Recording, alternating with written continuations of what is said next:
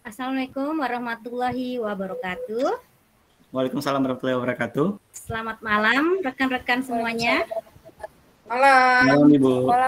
Bagaimana kabarnya? Sehat? Alhamdulillah. Alhamdulillah.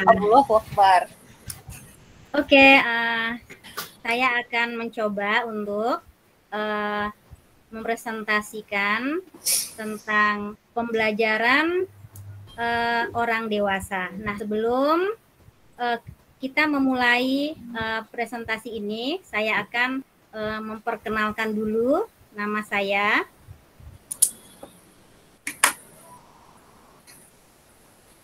Saya izin share screen, boleh? Silakan Ibu. Boleh.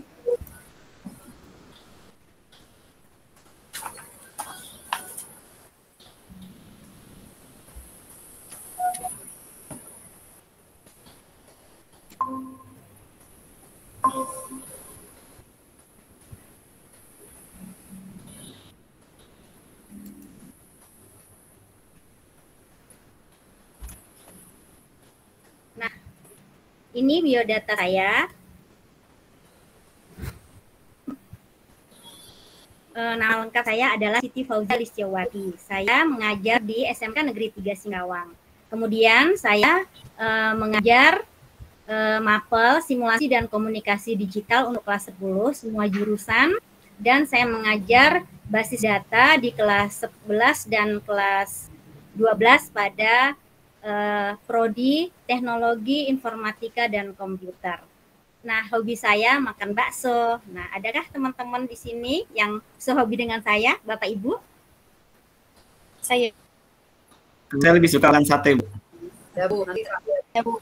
Iya. Oh, bisa makan sate. Ya, oke. Nah, itu sekedar biodata atau perkenalan kita. Nah, kita mulai kepada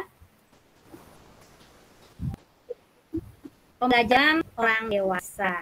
Nah, Bapak Ibu, sebelum kita melanjutkan, apakah ada yang sudah tahu apa itu pembelajaran orang dewasa?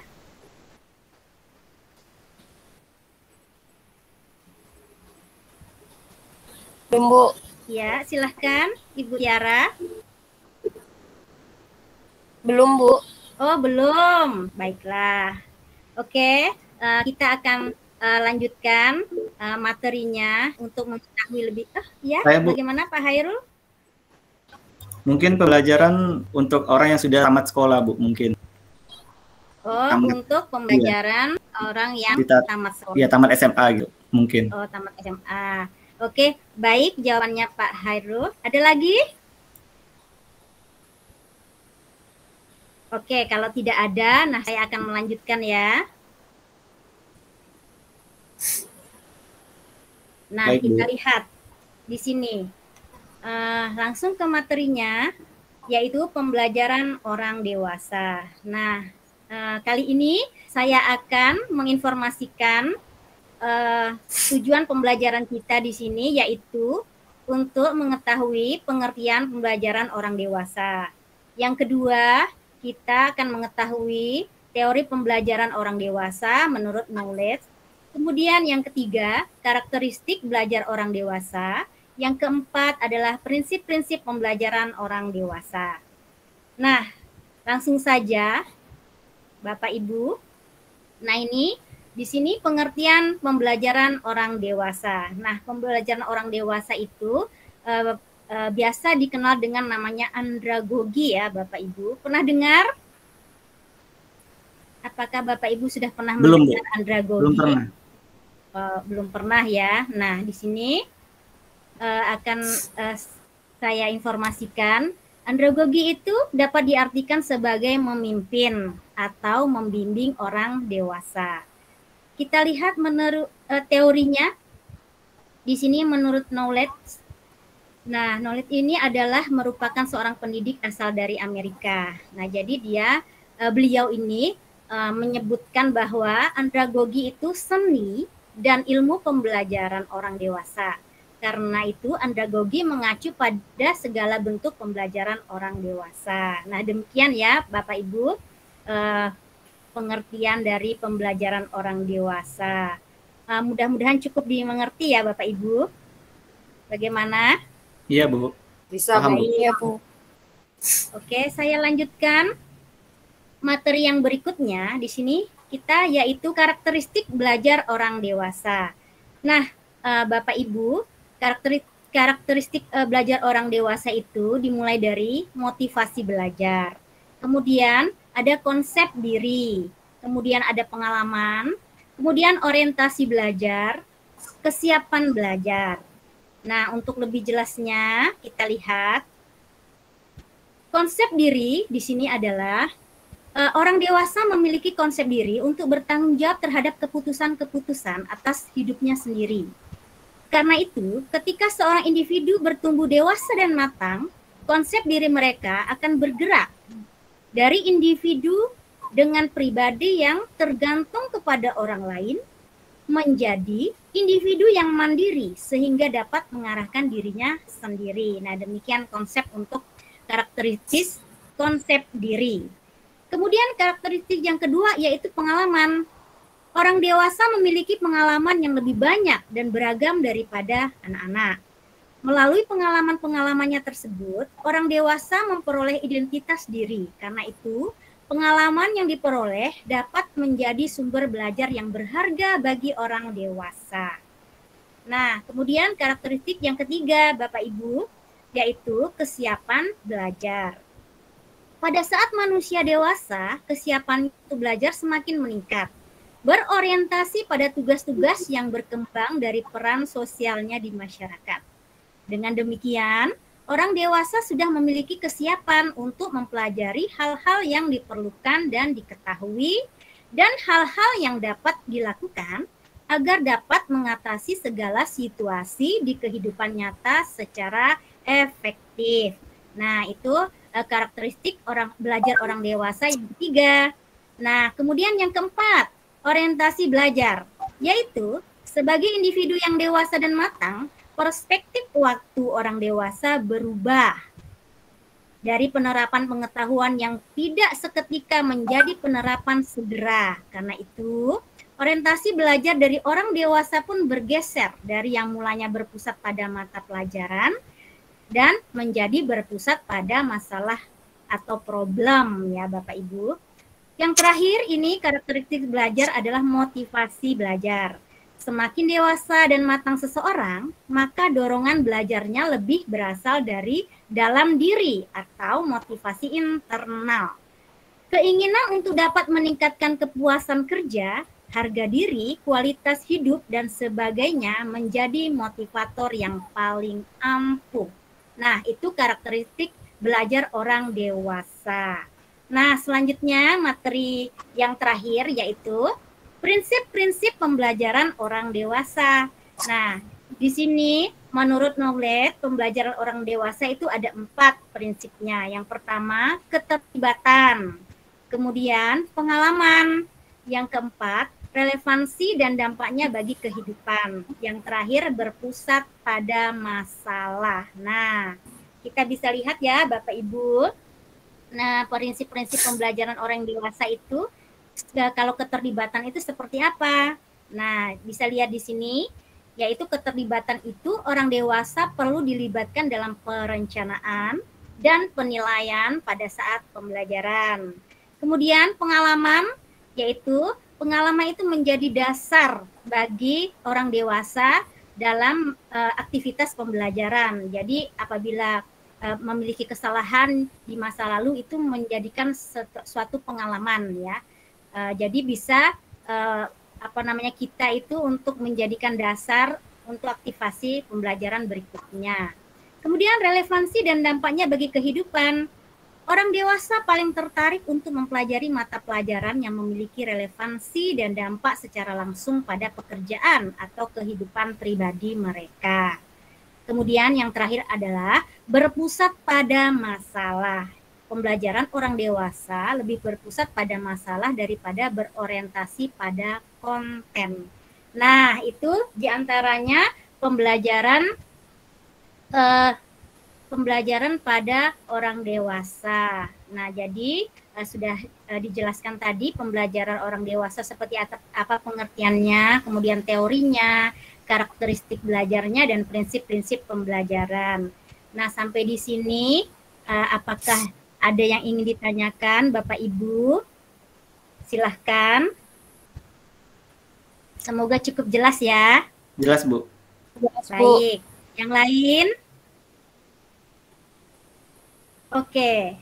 Jadi kalau sudah jelas semuanya. Nah, untuk mengakhiri sesi sebelum kita refleksi, saya ingin Bapak Ibu menjawab ya, ini siapa menjawab pertanyaan yang saya berikan. Nah,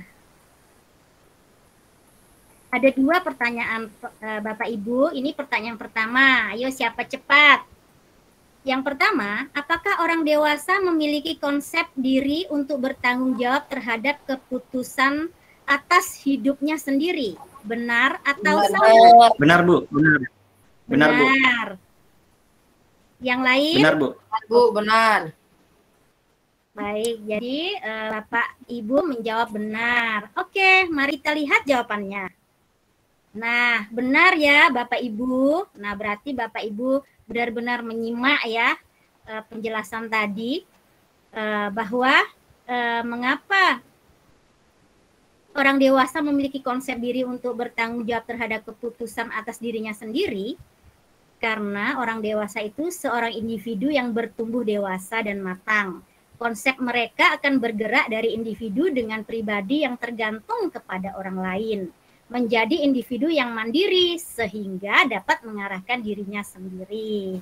Oke, pertanyaan yang terakhir Pak, Ibu. Nah ini, apakah kegiatan orang dewasa harus menerapkan langkah-langkah penyajian yang sama bagi semua orang? Benar atau salah Bapak Ibu? Salah, Bu. Salah. Yang lain? Salah, Bu. Salah, Bu. Salah. Oh, jadi kompak ya, salah ya. Oke, kita lihat jawabannya ya Bapak Ibu. Nah, ternyata salah ya. Jadi, kegiatan belajar orang dewasa itu disesuaikan dengan kehidupan sehari-hari. Sehingga tidak bisa disamakan dengan semua orang. Nah demikian pertanyaan ya yang sudah saya berikan. Setelah pertanyaan ini, mari kita refleksi. Nah, di sini dari pembelajaran tadi kita belajar karakteristik belajar orang dewasa. Nah, ada motivasi dirinya, konsep dirinya, kemudian pengalaman, kesiapan belajar, orientasi belajar, kemudian prinsip-prinsip pembelajaran, yaitu dari keterlibatan, pengalaman, relevansi, dan dampak bagi kehidupan berpusat pada masalah. Nah, demikian refleksi yang sudah saya berikan. Sampai jumpa lagi pada kesempatan yang lain. Saya stop berbagi dulu ya Bapak Ibu. Baik, Bu.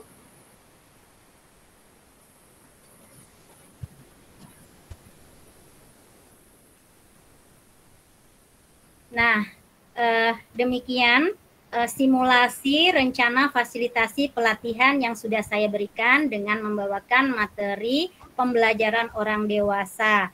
Atas perhatiannya saya ucapkan terima kasih. Wassalamualaikum warahmatullahi wabarakatuh. Selamat malam dan salam sejahtera. Waalaikumsalam warahmatullahi wabarakatuh. Selamat malam. Oke, Assalamualaikum warahmatullahi wabarakatuh. Waalaikumsalam warahmatullahi wabarakatuh. Waalaikumsalam warahmatullahi wabarakatuh. Izin share ya Bapak Ibu. Silahkan Bu. Silakan Ibu.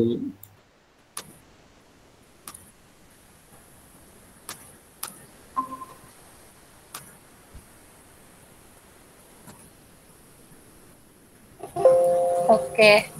Jadi pada kesempatan pada malam hari ini saya izin memperkenalkan diri. Nama saya Tiara Hardianti Suharno.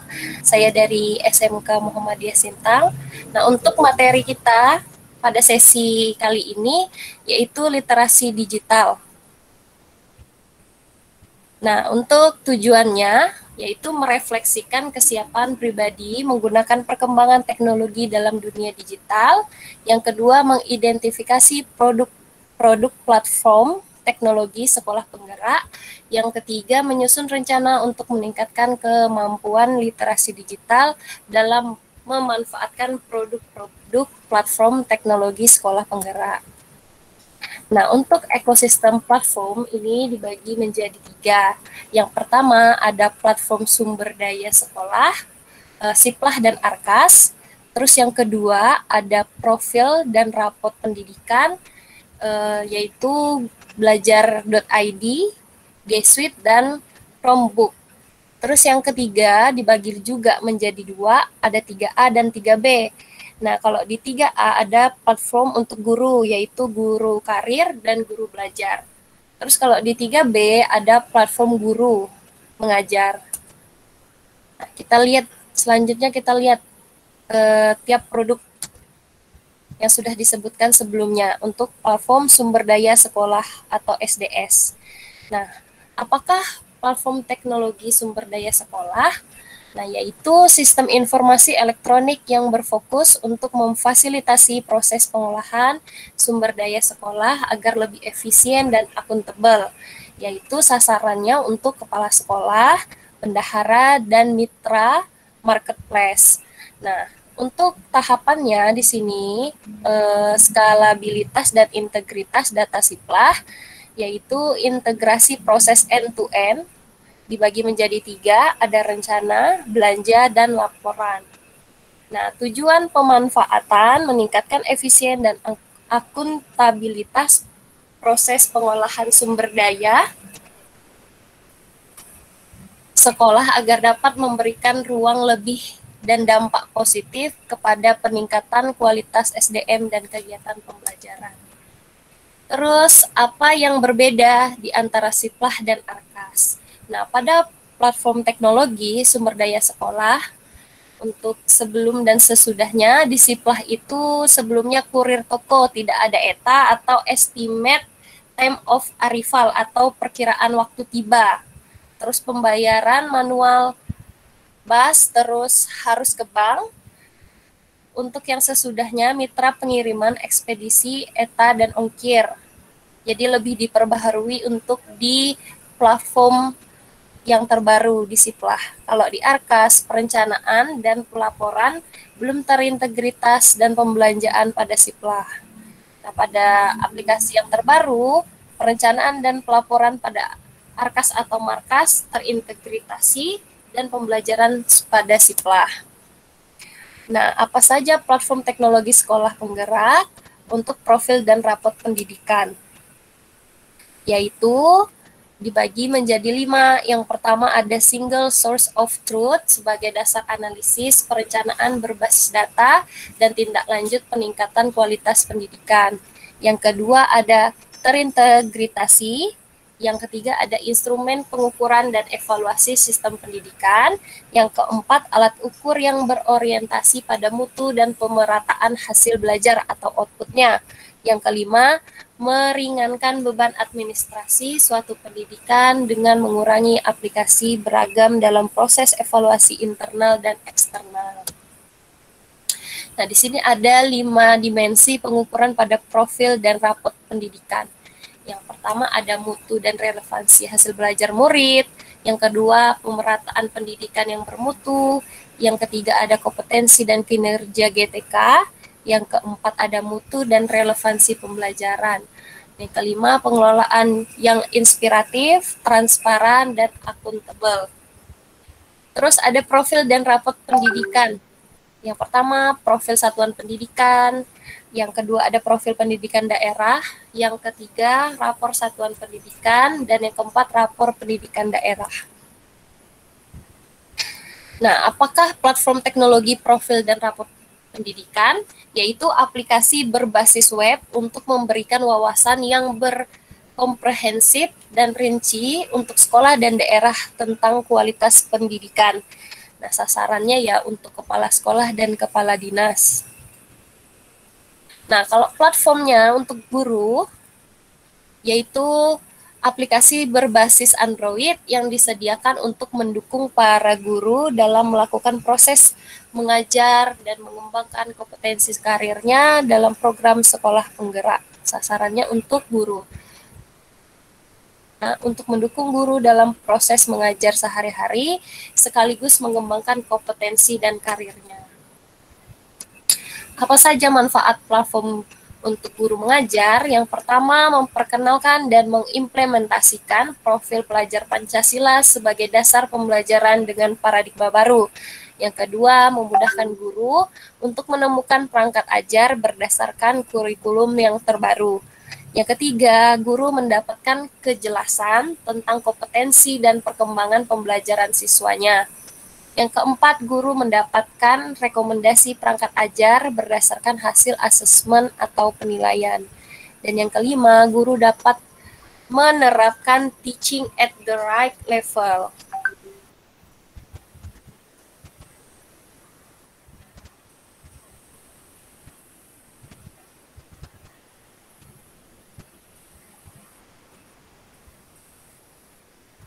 Baik, itu materi dari saya. Saya ada sedikit pertanyaan untuk Bapak Ibu selaku guru atau pendidik. Saya hentikan presentasi ya Bapak Ibu. Iya Ibu. Pertanyaannya, teknologi apa saja yang sudah Bapak dan Ibu gunakan untuk mendukung peran Bapak Ibu dalam bidang pendidikan? Ada yang bisa menjawab Bapak Ibu? Ya, Pak Hairuman. Kalau saya izinkan saya menjawab ya Bu ya.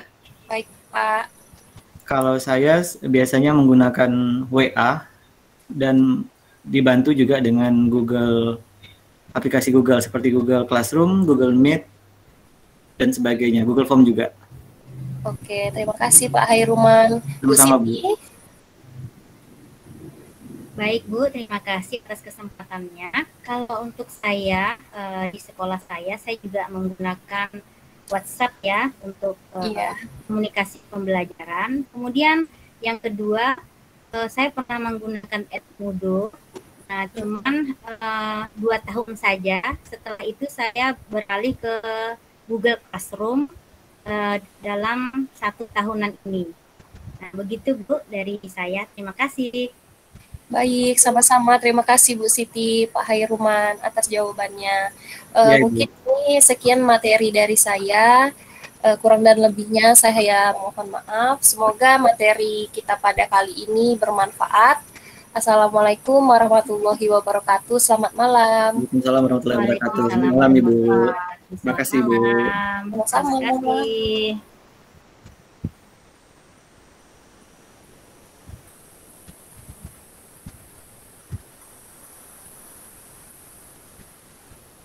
Selamat malam semuanya.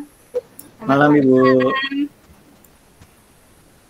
Perkenalkan, nama saya Bunmung Eskom, ya, mengajar di SMK Negeri 2 Pontianak. Kali ini akan menyampaikan materi. Saya buka dulu sebentar ya. Iya Ibu. Silakan Bu.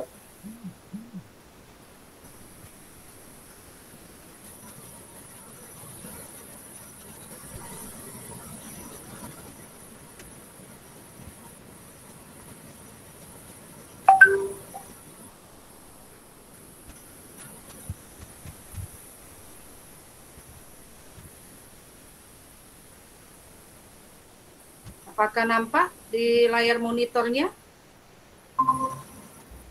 Kelihatan Bu. Sudah kelihatan. Sudah Bu. kelihatan jelas Bu. Sudah. Oh, tapi enggak ini ya. Enggak bergerak ya.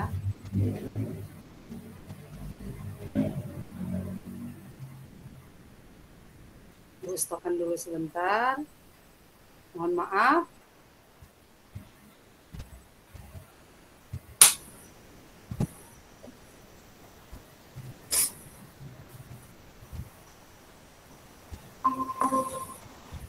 Oke. Agak loading ya. Sudah kelihatan Bu. Sudah kelihatan Bu. Tapi slide satunya yang kelihatan apa ya? Agenda. Tujuan sesi. Semua slide. Oh, oke. Semua slide atau hanya Semua slide, Bu. Semua apa slide. ya? Semua slide. Semua slide, tapi yang di depan slide 1. Oke deh. Harusnya apa pengaturannya ya?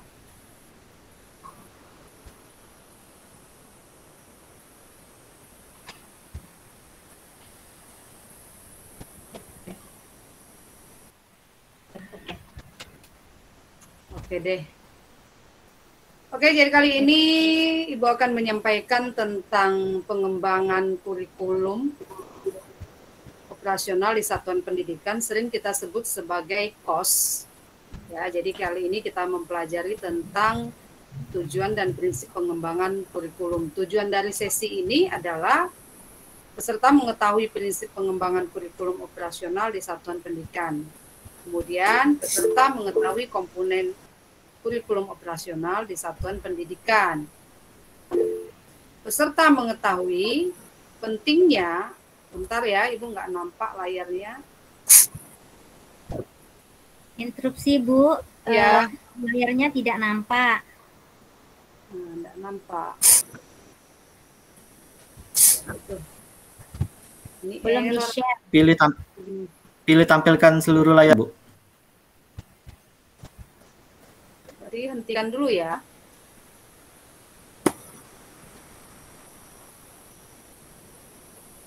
Oke deh, sebentar.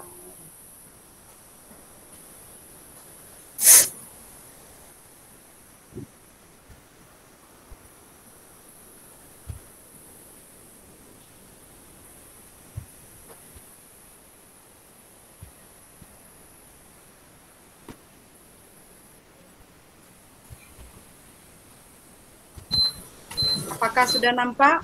Nah, sudah, Bu. Sudah, Bu. Ya, Sudah. jadi minta maaf agak sedikit error hari ini. Iya, Ibu. Tidak apa. Baik, Bu. Nah, Ibu ulang lagi tujuan dan prinsip pengembangan kurikulum operasional kita ya di satuan pendidikan. Sampai di mana tadi ya? Oke, yang ke poin berikutnya, peserta mengetahui pentingnya dan bagaimana cara melibatkan warga sekolah dalam penyusunan kurikulum operasional di satuan pendidikan. Kemudian peserta mengetahui tentang pendampingan, evaluasi, dan pengembangan profesional. Agenda kita di sesi ini ya adalah pertama nanti kita diskusi kelompok. Setelah berdiskusi, kita akan presentasikan bersama. Setelah itu bergantian dengan kelompok yang lain, kita akan melakukan diskusi dan umpan balik. Berikutnya, ya, Ibu selesaikan dulu semua penjelasannya. Prinsip pengembangan kurikulum operasional di satuan pendidikan, ya? Oke. Lanjut, Bu, lanjut, Bu. Oke. Prinsip pengembangan kurikulum operasional di satuan pendidikan. Nah, ini ada tujuan daripada pengembangan kurikulum ini membantu proses berpikir dalam menyusun kurikulum operasional sekolah.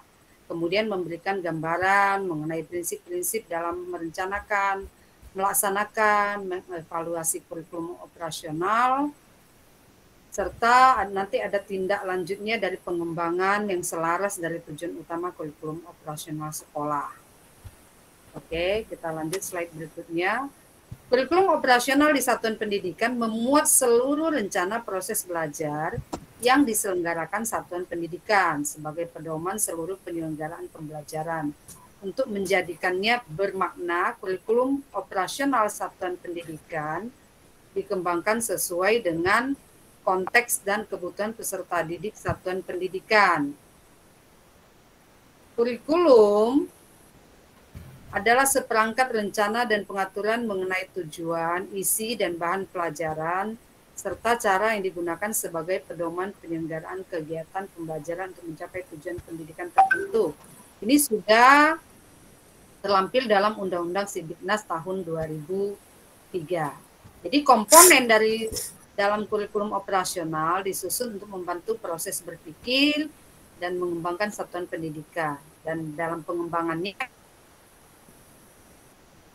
refleksi dari semua unsur pendidikan di satuan pendidikan yang kemudian ditinjau secara berkala guna disesuaikan dengan dinamika perubahan dan kebutuhan peserta didik. Oke, kita lanjut ya. Prinsip pengembangan kurikulum operasional di satuan pendidikan. Nah, ini ada beberapa yang jelas seperti kita pelajari dari materi-materi sebelumnya, semuanya itu berpusat kepada peserta didik. Apa maksudnya di sini? Pembelajaran harus memenuhi potensi, kebutuhan perkembangan dan tahapan belajar, serta kepentingan peserta didik. Profil pelajar Pancasila selalu menjadi rujukan pada semua tahapan dalam penyusunan kurikulum operasional sekolah. Kemudian prinsip pengembangan ini juga dilaksanakan secara kontekstual. Maksudnya di sini adalah menunjukkan kekhasan dan sesuai dengan karakteristik satuan pendidikan, sesuai dengan konteks sosial budaya dan lingkungan, serta dunia kerja dan industri. Berikutnya, prinsip berikutnya adalah esensial. Jadi semua unsur informasi penting dan dibutuhkan oleh semua pemegang kepentingan tentang kurikulum yang digunakan di satuan pendidikan dan dapat diperoleh di dokumen tersebut. Bahasanya lugas dan mudah dipahami, tidak mengulang naskah kutipan yang sudah ada di naskah lain. Dokumen tidak perlu membuat kembali misalnya lampiran Kemdikbud seperti CP, struktur, dan lain-lain dalam dokumen kurikulum operasional. Ya, ini yang membedakan dengan pengembangan kurikulum sebelumnya. Ya, kalau dulu kita harus melampirkan CP, struktur. Untuk yang kos kali ini, ya secara esensial kita tidak perlu melampirkan ini lagi. Oke, next. Berikutnya adalah akuntabel yang artinya dapat dipertanggungjawabkan karena berbasis data dan aktual. Yang terakhir, pengembangan kurikulum satuan pendidikan melibatkan komite satuan pendidikan dan berbagai pemangku kepentingan antara lain orang tua, organisasi, berbagai sentra serta industri dan dunia kerja untuk SMK. Ya, khusus untuk SMK ini sangat berpengaruh ya untuk dunia industri di bawah koordinasi dan supervisi Dinas Pendidikan atau kantor kementerian yang menyelenggarakan urusan pemerintahan. Oke, Bapak Ibu, sampai di sini saya mau tanya, yang dimaksud dengan melibatkan berbagai pemangku kepentingan ini melibatkan siapa saja ya? Semua warga sekolah, Bu. Semua warga sekolah. Ada lagi? Dinas, Bu. Pemangku kepentingan, Bu. Semua pemangku kepentingan. Ya, jadi kurikulum satuan pendidikan atau kita sebut sebagai KOS, memang kita melibatkan semua, ya, mulai dari orang tua, organisasi, Dudi, walaupun intinya penyusunannya oleh tim, tapi tetap dianalisis dari hasil analisis dari Dudi serta pemangku kepentingan yang lainnya. Oke, kita lanjut.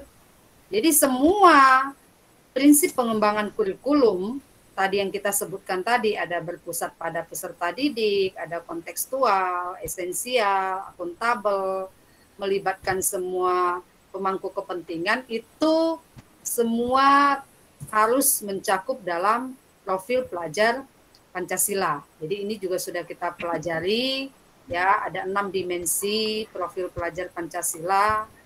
Jadi semua yang kita susun berpusat kepada siswa dan profil pelajar Pancasila. Saya tidak akan bacakan lagi ini semua, ya, saya yakin ini sudah dapat dari materi sebelumnya, ya, bahwa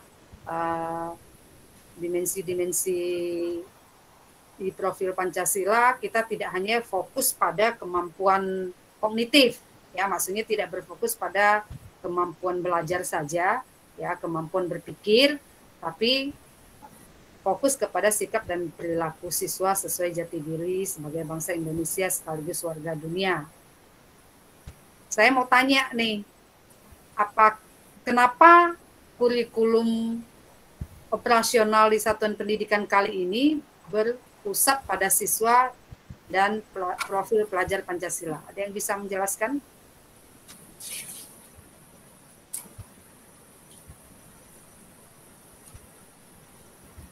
Karena sesuai dengan filosofi Ki Hajar Dewantara, Bu. Oh, sesuai dengan filosofi. Ada lagi?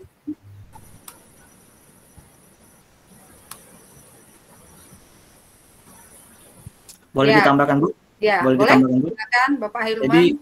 Jadi intinya supaya siswa itu bisa mengembangkan segala kodrat yang dia punya sehingga bisa menuju kebahagiaan tertinggi. Begitu, Bu. Ya, bagus. Terima kasih Pak Hilman. Terima Jadi, kasih, Bu. Sama-sama, Bu. Ya, mungkin pemerintah atau beberapa pemangku kepentingan melihat selama ini kurikulum yang kita buat itu hanya fokus pada kemampuan berpikir saja. Jadi banyak orang pintar di Indonesia, tapi kemudian sikap perilakunya dianggap kurang bagus. Ya, kepintarannya dipakai untuk hal-hal yang merugikan negara misalnya.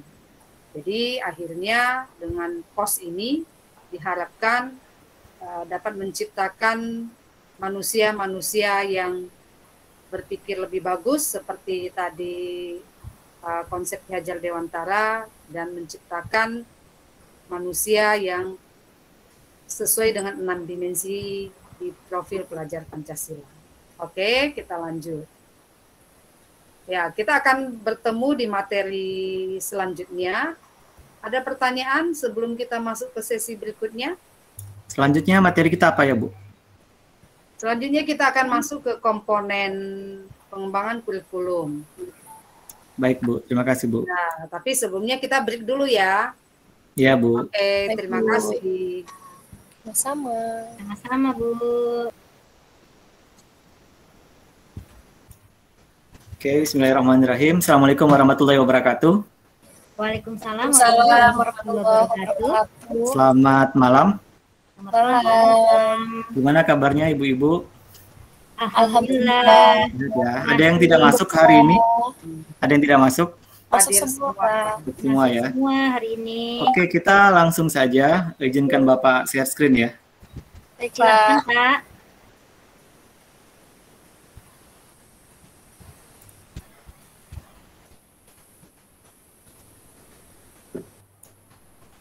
Sudah kelihatan? Sudah. Sudah ya. Oke, ini hari kelima kita. Semoga masih semangat Ibu-Ibu semua. Karena Bapak-Bapaknya lagi tidak masuk ya. Sebelum kita mulai, mari kita mulainya dengan doa. Kita silakan berdoa menurut agama masing-masing. Berdoa mulai. Berdoa selesai. Oke, kita lanjutkan Ibu-Ibu. Di sini saya ada pertanyaan reflektif. Ada 2 gambar di sini. Adakah di sini yang bisa menjelaskan bedanya apa di antara 2 gambar ini? Singkat saja. Ada yang bisa menjelaskan? Sistem operasinya, Sistem operasinya kenapa Ibu? satunya pakai apa nih? Windows ya? Ya, satunya Windows, satunya Windows. iOS. iOS. Oke. Ada lagi perbedaannya? Kalau dari tujuan, yang kanan lebih kemana, yang kiri lebih kemana? Tujuan. Iya, misalnya penggunaannya untuk apa gitu? Oh, kalau yang kanan itu lebih ke gaming, Pak. Kanan Yang lebih ke jelas gaming. harganya lebih mahal, Pak. Ya, Iya, dua-duanya mahal Bu. ya sama Dua-duanya Pak. mahal. Iya. Berarti yang kanan itu gaming, yang sebelah kiri? Ini biasanya yang menggunakan ini orang-orang yang mempunyai pekerjaan yang sangat Kerjaannya. itu banyak. Oke, jadi yang kanan gaming, yang kiri untuk office ya Bu ya. Oke, Terima office. kasih jawabannya Bu Tiara, Bu Bun Mung. Ini nanti kita akan nyambung ke materi kita ya Ibu-Ibu ya. Kita lanjut slide selanjutnya. Jadi materi sebelumnya kita sudah membahas fase capaian pembelajaran dari ada fase A sampai F. Kira-kira Ibu mengajar di kelas 10 ya Bu ya. Kira-kira di mana posisi fase kita sekarang? Posisi F, Pak. Pak. SMK kelas 10 Bu. E. SMK kelas 10. Oh, Pak. Ya. Ya. E. Nah, terima kasih jawabannya Ibu. Jadi jangan sampai lupa ya, kita mata pelajaran informatika posisinya di E. Terima kasih Ibu-Ibu jawabannya. kita lanjut. Jadi hari ini kita akan lanjut ke materi asesmen diagnostik. Jadi agenda kita hari ini kita akan membahas tentang tujuan asesmen diagnostik, yang kedua asesmen diagnostik non kognitif, yang ketiga asesmen diagnostik kognitif. Terus pada akhir sesi ini diharapkan ibu-ibu sekalian bisa memahami tentang konsep asesmen diagnostik dan jenis-jenisnya. Terus ini tidak bosan-bosan saya ingatkan, jadi kesepakatan kita dari awal, dari hari pertama, jangan lupa untuk tepat waktu ya, kita mulai jam 8, jadi mulainya harus on-nya jam 8. Terus memperhatikan penjelasan, pada saat salah satu bicara, yang lain tolong memperhatikan, yang selanjutnya saling menghormati dan menghargai, dan terakhir aktif dalam kegiatan. Jadi ini masuk penilaian ya, jadi ada pengetahuan, keterampilan, dan sikap. Lanjut, pertanyaan selanjutnya. Ada yang bisa jawab, apa yang dimaksud dengan asesmen diagnostik? Silakan, ada yang bisa jawab. Ibu Bunmung bisa? Belum paham, Pak. Belum paham ya. Ibu Tiara? Oh, Ibu Siti, silakan Ibu Siti. Terima kasih, Pak. Saya berusaha untuk menjawabnya. Kalau asesmen diagnostik menurut saya itu penilaian di awal pembelajaran. Oke, terima kasih Ibu jawabannya. Baik, Pak. Ada yang mau menambahkan? Tidak, Pak. Tidak ya, oke, terima kasih.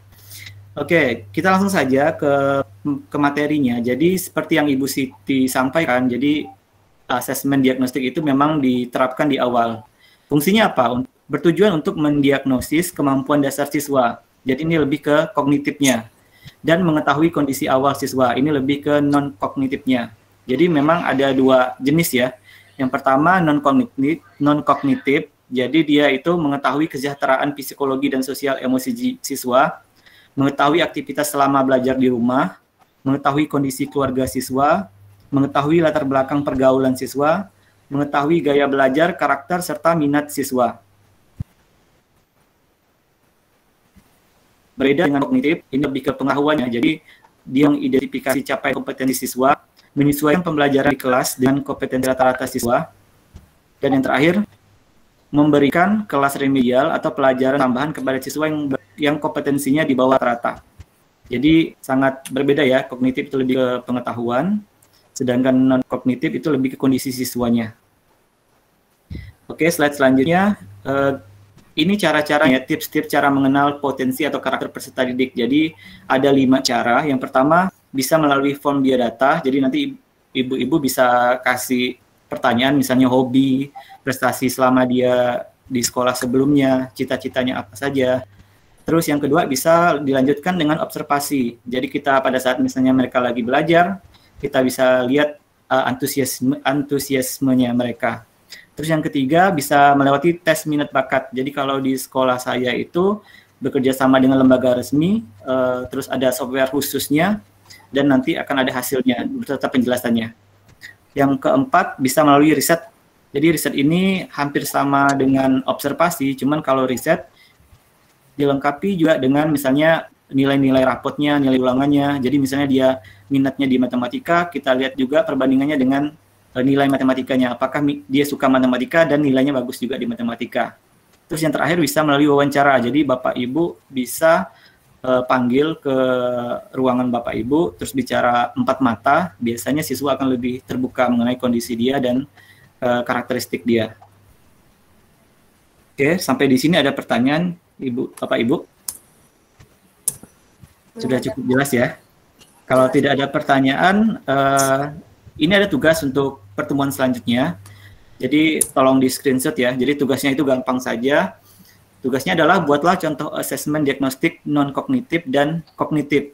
Jadi maksudnya pertanyaannya ya, misalnya kalau mau mengetahui non-kognitif pertanyaannya seperti apa, kalau kognitif pertanyaan ke siswanya seperti apa. Jadi ini kalau kita akan bahas lagi ini melalui diskusi di pertemuan selanjutnya. Baik, Pak. Ibu, saya Bapak Ibu ya. Pak? Gimana? Kapan tugasnya dikumpulkan? Minggu depan ya Ibu ya, minggu depan. Terus Berkelompok atau tidak? gimana? Berkelompok atau tidak? Tidak, individu saja, nanti dipresentasikan. Terus kalau dihubungkan dengan pertanyaan yang di awal, jadi sama juga dengan pada saat kita membeli komputer ya, kita harus tahu dulu ini sistem operasinya mau dipakai untuk apa, speknya apa saja, RAM-nya, hard disk-nya, memorinya. Jadi kalau untuk game dia butuh graphic card, kalau misalnya untuk Office dia cukup yang spek standar saja. Sama juga pada saat kita mengajar ya ibu-ibu ya. Jadi pada saat kita mengajar kita juga harus tahu kondisi siswa, apakah dia punya modem di rumahnya, punya internet, punya gawai yang mendukung, terus apakah kondisi orang tuanya mencukupi dan sebagainya, apakah dapat perhatian dari orang tua. Jadi sehingga kita pada saat mengajar bisa memperlakukan siswa sesuai dengan kondisi dia. Begitu ya Bapak Ibu ya. Sebelum kita akhiri, ada pertanyaan? Ya Pak. Tidak ada ya. Jadi ini tugasnya Bapak akan tanyakan lagi pada minggu depan. Kita akan presentasi satu-satu. Semoga bisa hadir semuanya. Jika tidak ada pertanyaan, kita akhiri ya Bapak Ibu ya. Kita akhiri dengan doa. Silakan berdoa menurut agamanya masing-masing. Berdoa mulai. Berdoa selesai. Terima kasih ya Bapak Ibu. Terima kasih Ya, Pak. makasih, Pak. Terima kasih. Assalamualaikum warahmatullahi wabarakatuh. Waalaikumsalam warahmatullahi wabarakatuh.